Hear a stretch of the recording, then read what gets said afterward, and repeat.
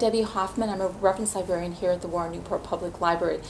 I am a huge fan of Traveling with Pomegranates that Ann Kidd Taylor wrote with her mother, Sue Monk Kidd, and also, of course, a big fan of her mother's novel writing. This is Ann's first novel, and I have to say, The Shark Club, I wasn't sure what to expect, and actually quite liked it. It's a little romancy, maybe, but really about a young woman coming to terms with her life and the things that have happened to her. So she and her brother have come to live in 1988. They've come to live with her grandmother on the Gulf Coast, a Gulf Coast city of Florida.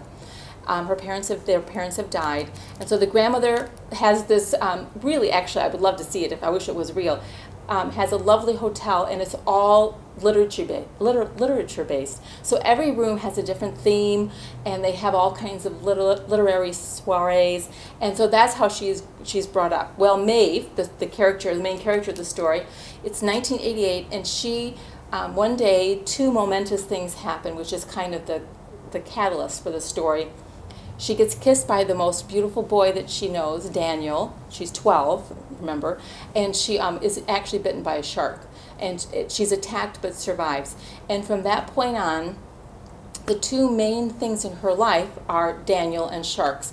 And so fast forward to several years later, and she is now a world-traveling marine biologist who studies sharks. She swims with them, she loves them, she adores them. Her family doesn't quite understand her exactly her passion for them, but they kind of understand. Unfortunately, in between all this time, she and Daniel have had a falling out. So Maeve has gone on to live her life, and she is coming home now to be with her grandmother and brother as she's in between jobs. It's before she has to go to Africa. And who should be there but Daniel and his daughter. And so Maeve has to come to terms with what happened between her and Daniel, but thrown in with that, of course, is there's a whole rash of sharks are being killed, and so she's trying to find out why exactly or what happened.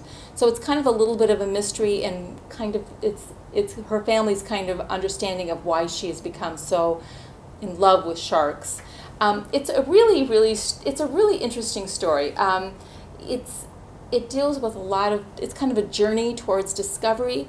It's a journey towards reconciliation, and I really am looking forward to the next book. I hope Ann Kidd Taylor writes more, and this is called The Shark Club.